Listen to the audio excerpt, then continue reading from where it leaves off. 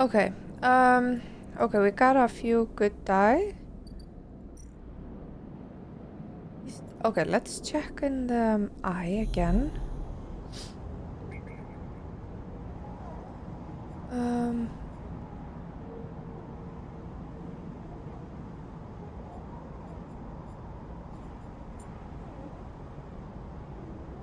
Extract Solheim data.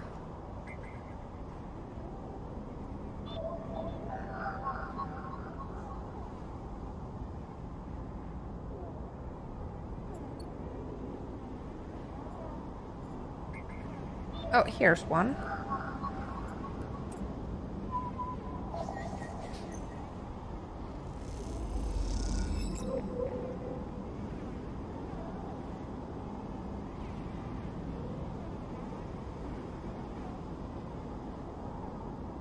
Okay, so now we have a Solheim data. So we should be able to give him the Solheim data.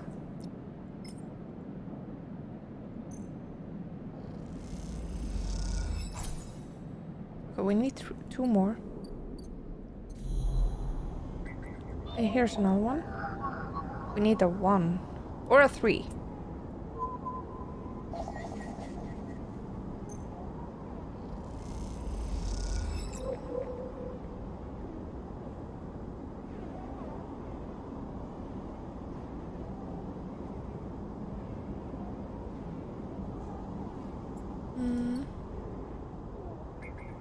And another one here.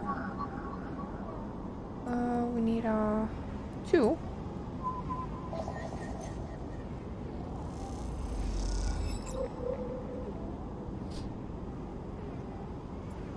Okay. Now we can put the data here.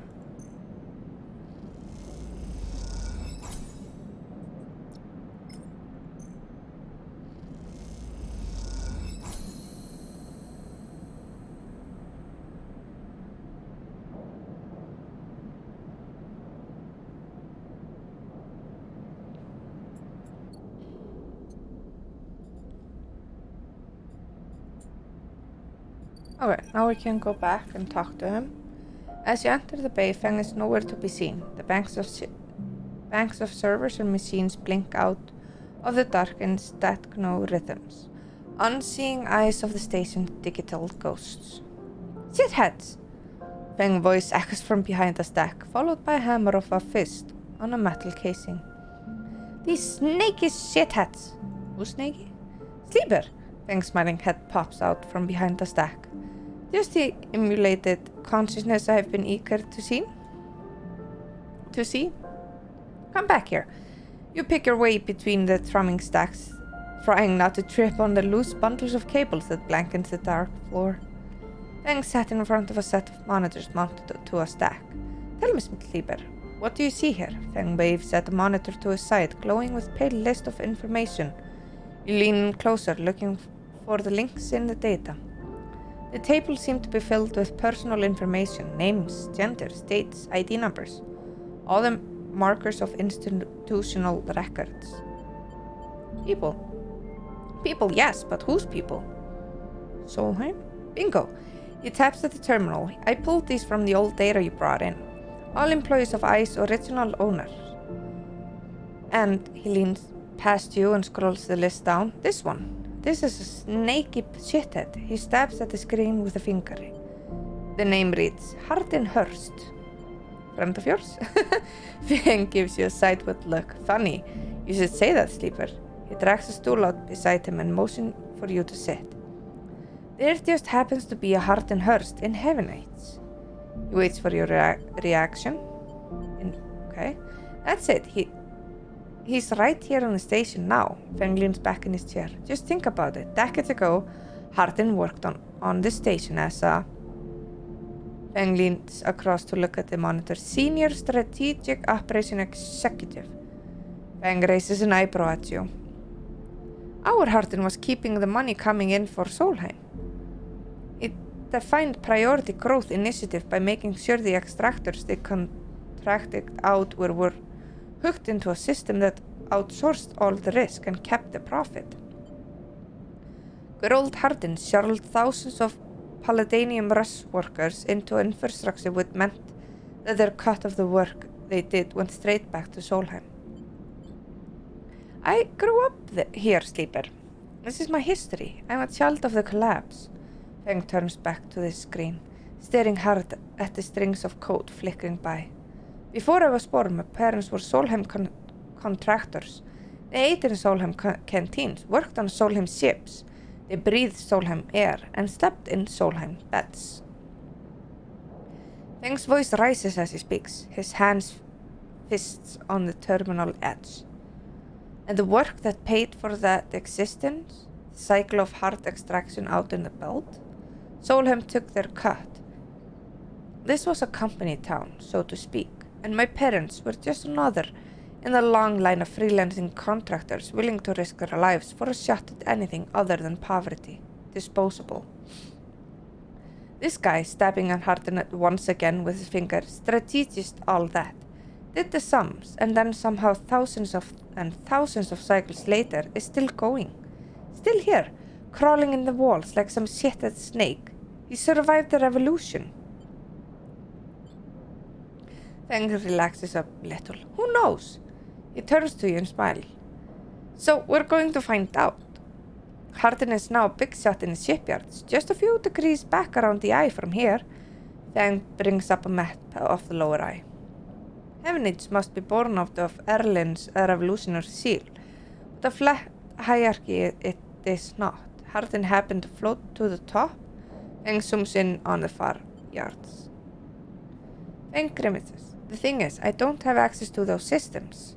The shipyard crew is pretty paranoid and they don't like anyone from systems sticking around in their stuff.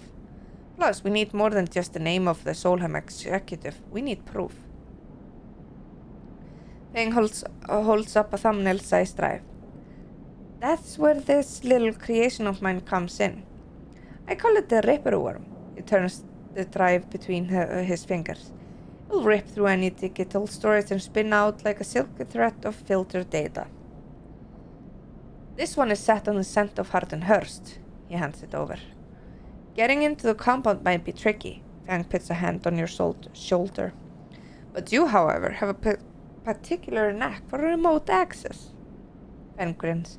If you can extract yourself a Heavenix siphoner for Heavenix agent, they sometimes carry them among their data caches. You can crack open the compound's network and slot the worm in through any open port. You never even need to go near the shipyards. So what do you say? You up for it? I knew it. I knew you'd be happy to catch this snake. And don't worry. Once we nail this guy, I'll start working on a tracker of yours. I haven't forgotten. Feng scratches at his chin. Anything Worm gets, it'll send it back here. There's something wrong here, and I aim to get to the rotten core of it. You leave Feng digging through the data, among the wires and machines of the old station. As you walk out, you try to imagine the eye as it once was. A vast machine running smooth and strong, directed by people like Hardin. A vast Solheim-built machine into which thousands poured from the surrogate systems, looking for a new life. The hope of a better future, engineered to line someone else's pocket. It's an idea you are intimately familiar with. You think of Hardin, still alive, still part of this place, and wonder if the past is ever truly past. Okay.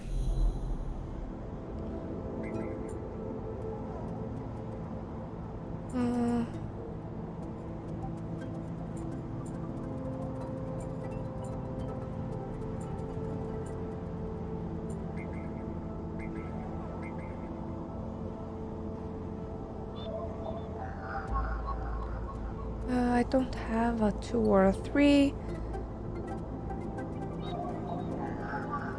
No, don't have it.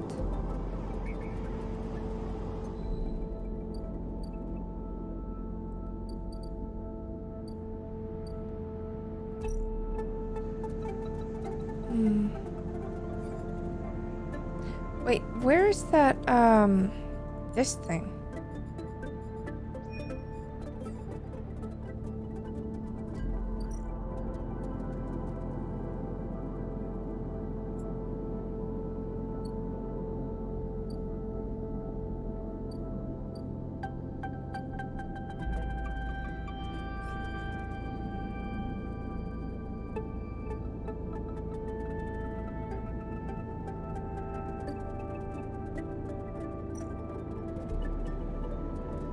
Oh, here. Okay. Let's try it. No.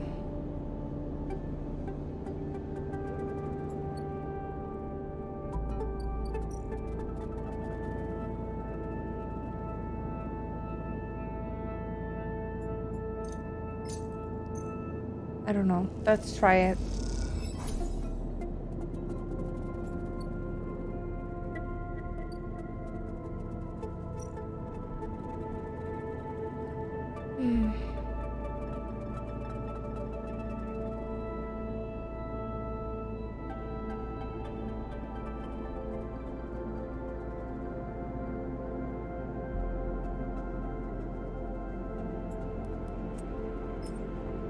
We can try it. Okay.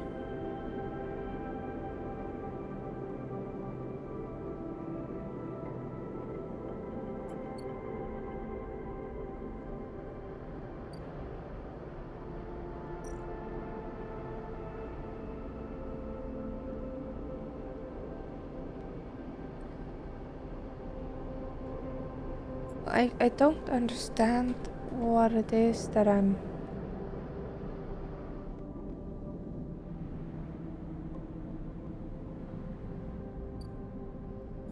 Where do I get this?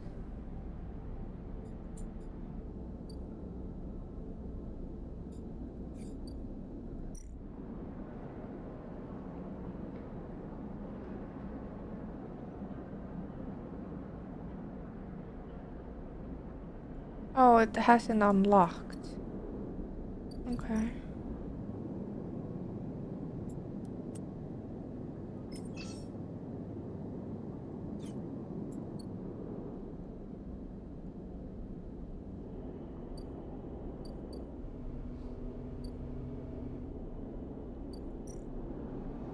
We'll just eat for now.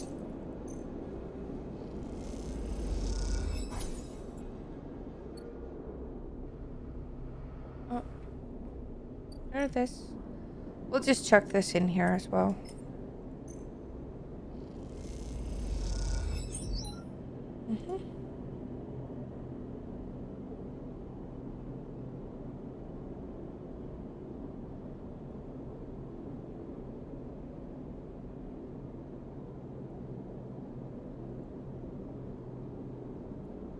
Oh yeah, leaf. It's just like, why isn't it moving?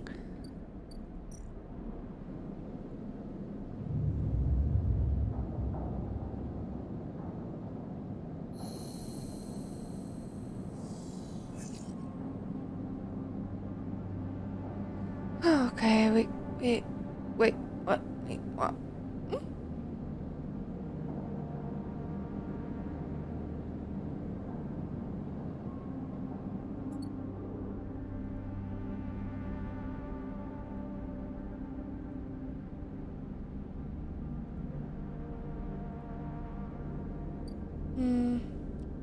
Oh, is this ready? Or... Oh. This needs one more cycle?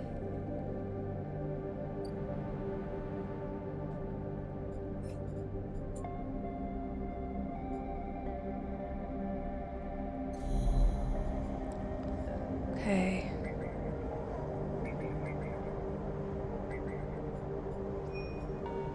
There? 2 or a 3? We have a 3.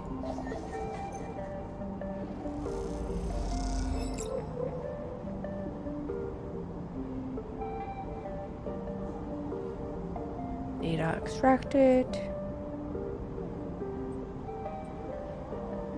Now I have the cipher.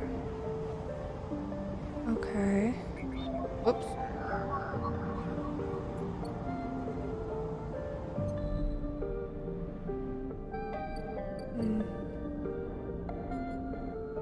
Ben wants to take into swim back.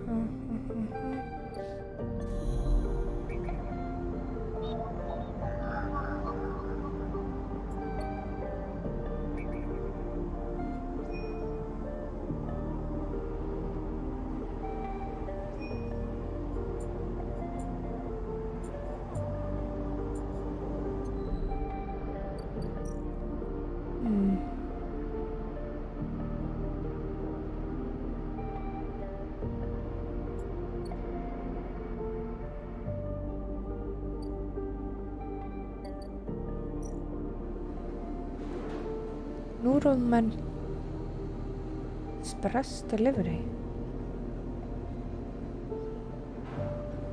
Oh, we can try that.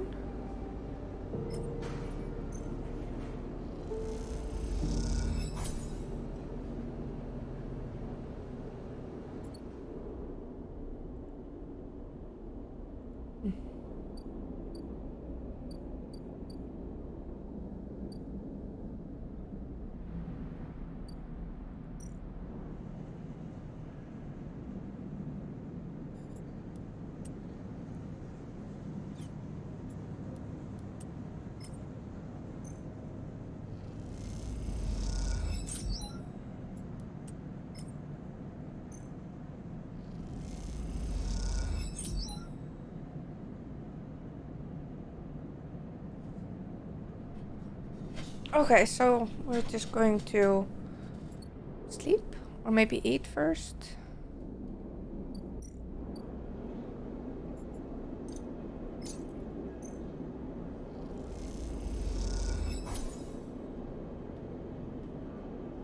Okay, and sleep.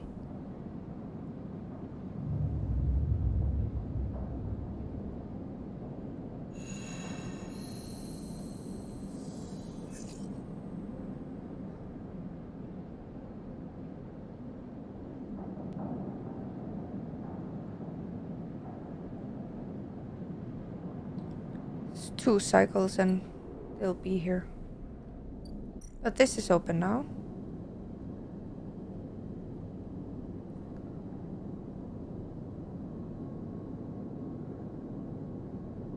I will get 1 chance. Skill upgrade needed. Okay, so wait, this is not what I was waiting for?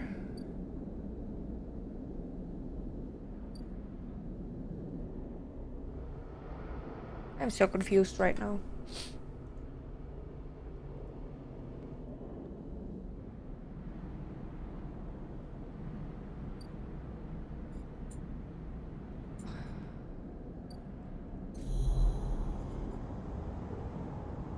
Okay, now this is here. No, this one.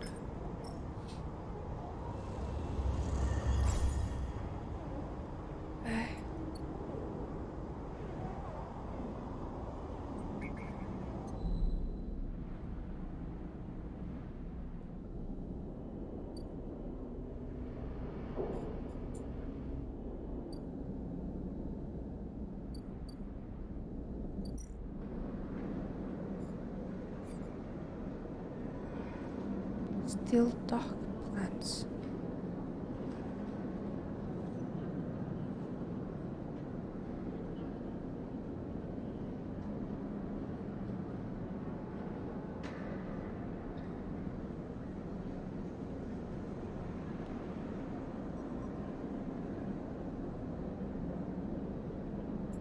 Okay, well we could do it like this.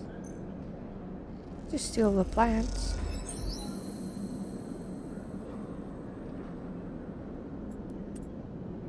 Oh, then I can't do that. Okay.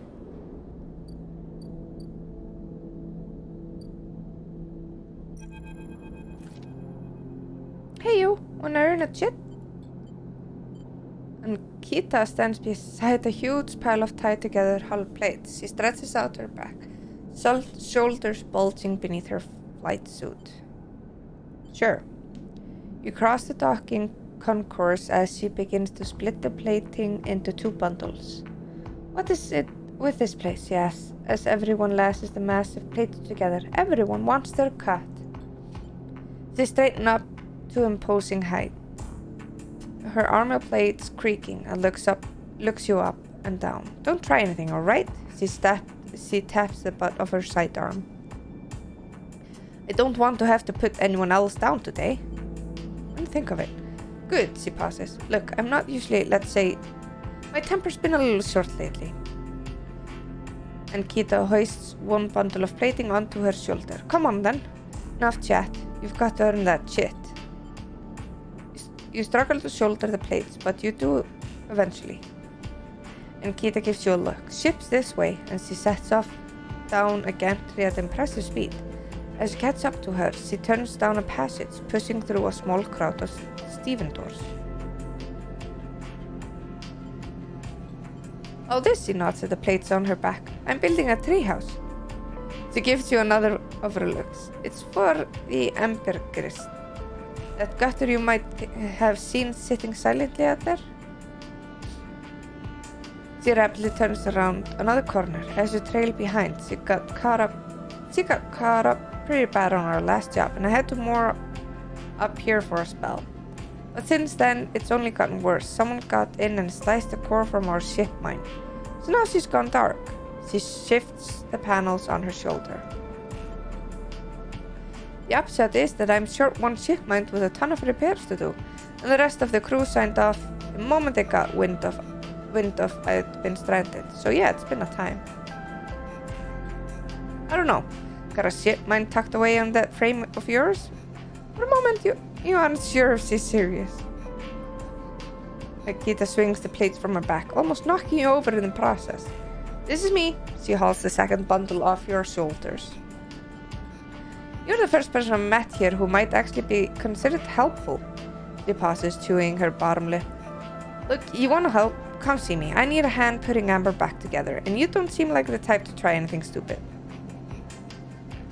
She passes the bundle of plates through the Emberson's outer lock and then turns back.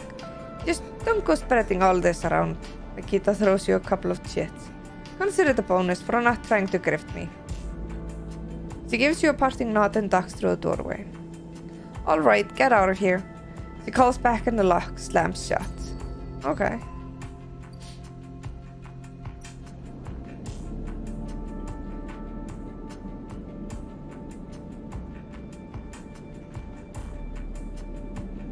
I ration.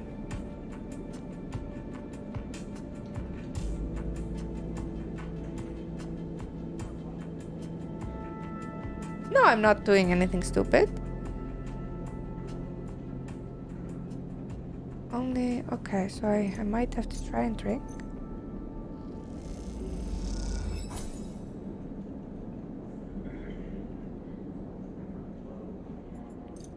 We can buy rations as well. Okay, let's not do it all. Let's say, Do I have these? No. Don't.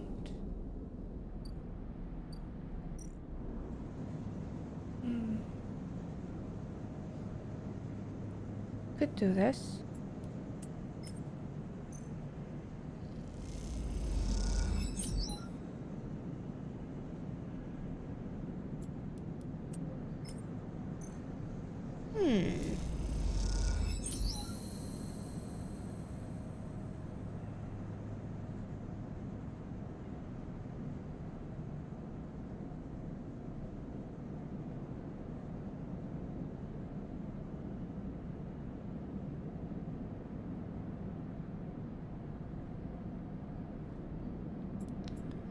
I'm not sure. No, we shouldn't do it. Yeah, I'm finished with that.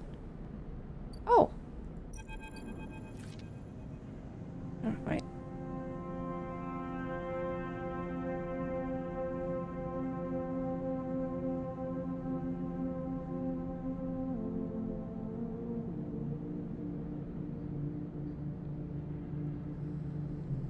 Okay, from the walkway, the sidereal horizon looks impossibly vast. A landscape of plating and frames. All along her flanks, torches flicker, drones maneuver, arclight glints. The sense of scale of industry is both stunning and strangely unsettling. She's quite beautiful, I think. You turn to see a figure a little way down the walkway, leaning at the railing. He is thin, ragged, his work gear poorly fitted and loose. The torches of the sidereal horizon flicker in his eyes as he turns to you. Lem leans back from the rail, revealing a child standing beside him, staring out at the ship. And this is Mina, he adds with a smile. Hi, Mina. She stares at text herself behind Lem, who dutifully picks her up. She's a little slow to trust, aren't you, Mina? She buries her face in the folds of his overalls. Mina looks out from Lem's chest, a dark brown eye twinkling among the rough material. You working on her then? Lem asks eagerly, gesturing to see the vast ship. Or just admiring? He shifts Mina weight to his other arm. Admiring. Understandably. He nods, gazing back out at the sidetrail horizon. You like her too, don't you, Mina? He jostles her a little.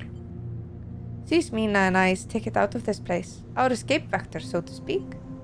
Ship? You haven't heard. Anyone who takes a Heaven Age contract on the sidetrail horizon will be entered into a draw for a transit support crew. He smiles.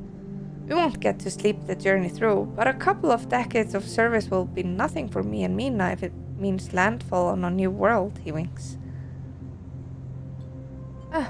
Someone needs to stay awake to keep the thing running.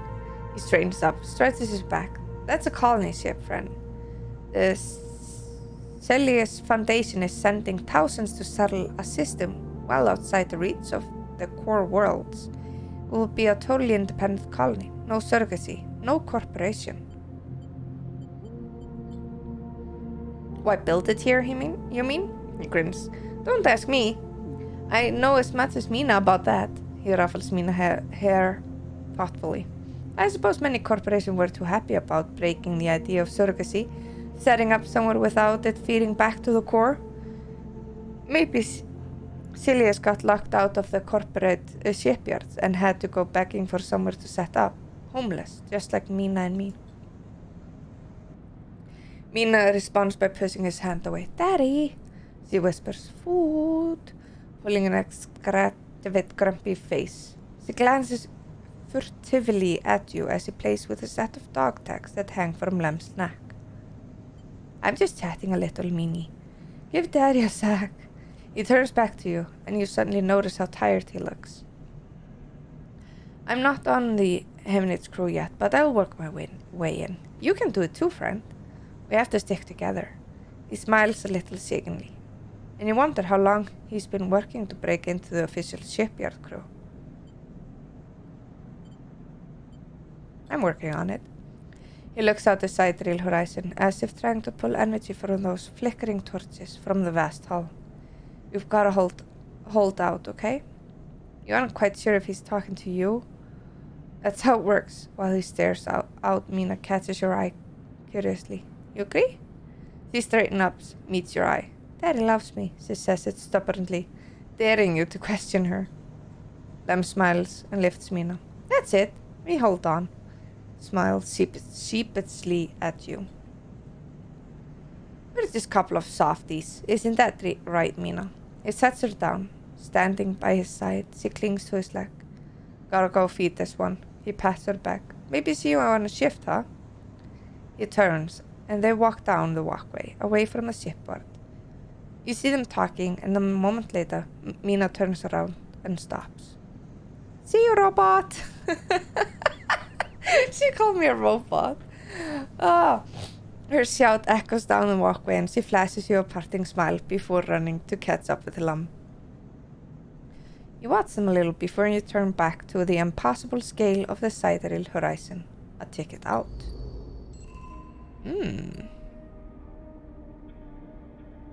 Well, yeah, I am, but you know, you don't have to yell it in my face. Okay, let's just check it.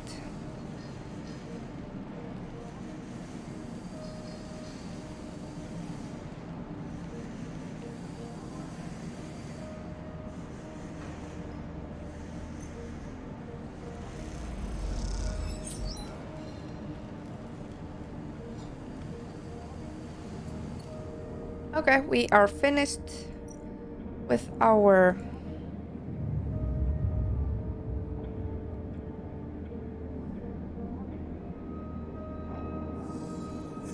hack the shipyard and slot the Ripper Worm. That is something we need to do right now.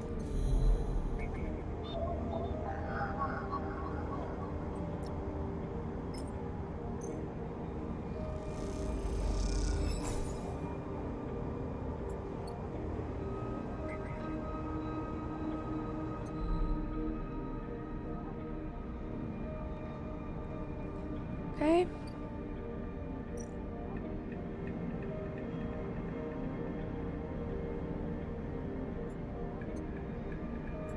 Oh, don't have anything of that.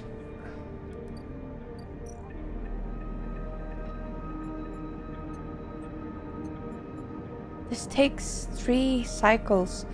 I'm so dead, because this one is only 1 cycle away.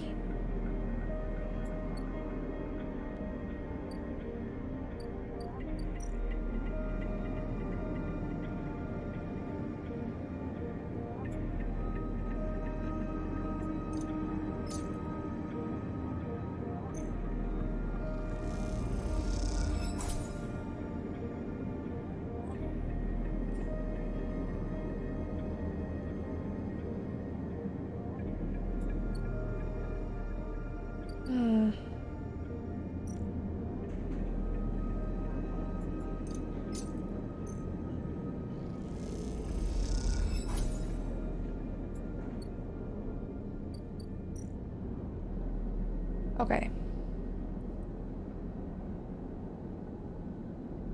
But time and attention should see to return for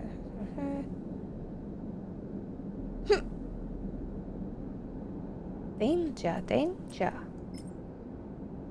Well, I don't need that. I can do that, and it's still 100%, because I have a +1 here.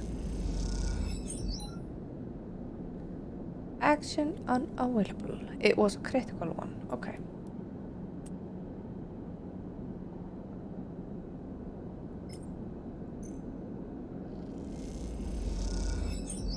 Aha.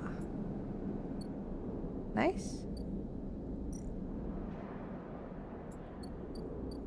Okay, let's take a look. Or a 2.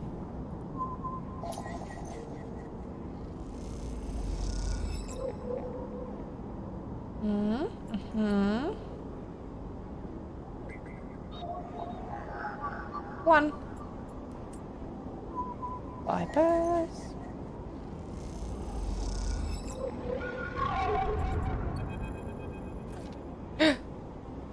A glimmer in the dark catches your eye. As the orb of a hunter head appears in the distance, it's looking for you. Hide! You slip down into a ghostly structure of the eye. A feeling like passing through a cloud as the data structure deform and reform around you. Another glimmer catches your eye. Closer now. A roving orb wrapped in tentacles. It flickers, jumps once, twice, and then it's here. Hunter is here. Identity, submit to inquiry. Hunter reaches for you. In that unpleasant, familiar way, it weaving threads, creating a cage. Oh, I've been him once. You push against the threads as they close in, becoming frenzied as you push them aside. You're caught by whipping tendrils and feel them pulling you away from the anchor of your body. You push through, clearing the threads. Identity, hold for processing. Comes the scream from behind, but you're already gliding away. Back to your anchor, your body. You awake, dizzy, distorted, but safe. Look, I'm good. I'm good. I'm dead now, probably.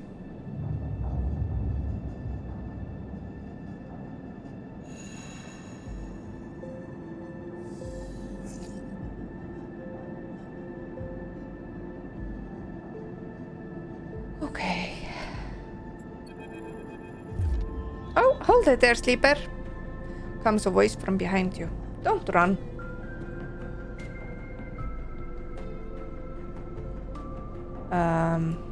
Stay still. Good. A hand pats your coat down. You know your master's voice? Ethan spins you around. He's wearing a white smirk and a slick jacket, and you immediately know his terrible news. You got all the way out here, and they stayed put. He laughs, a cruel laugh. That's a sleeper thing. You're my first. You barely hear him. You've noticed the handgun he has leveled at your chest, and it's hard to take your eyes off it. He reaches down with his other hand and slips some kind of a ring out from a belt loop.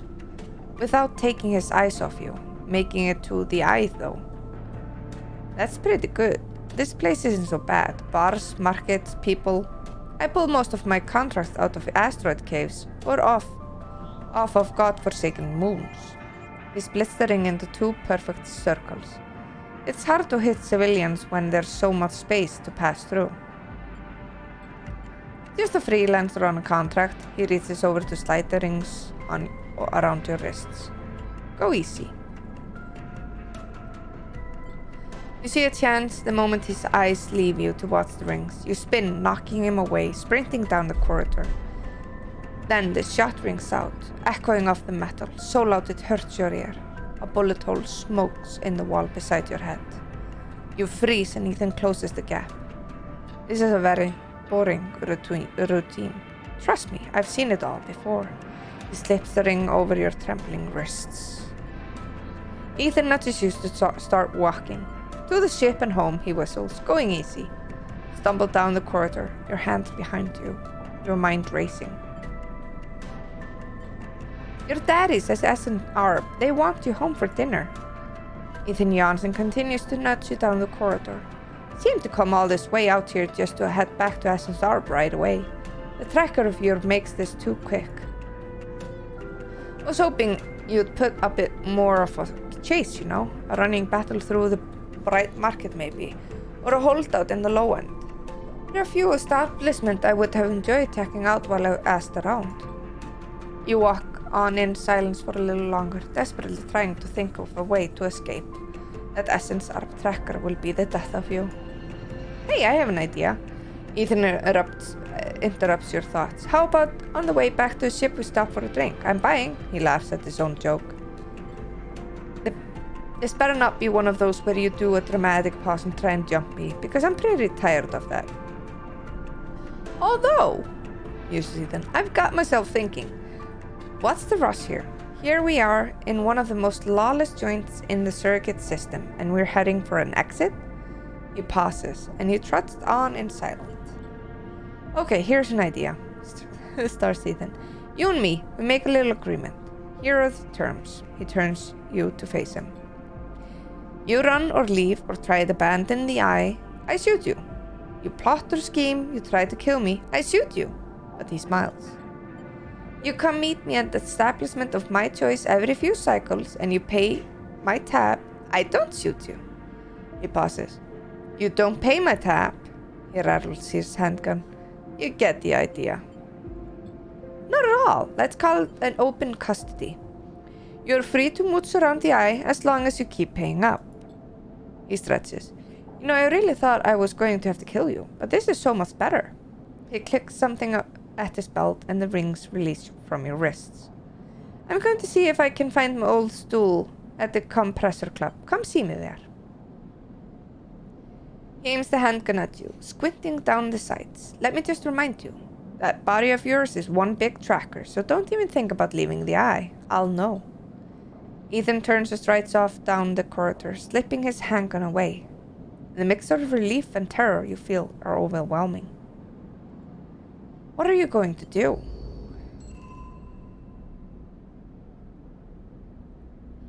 I don't know what we're going to do. Goddamn. This needs to be faster.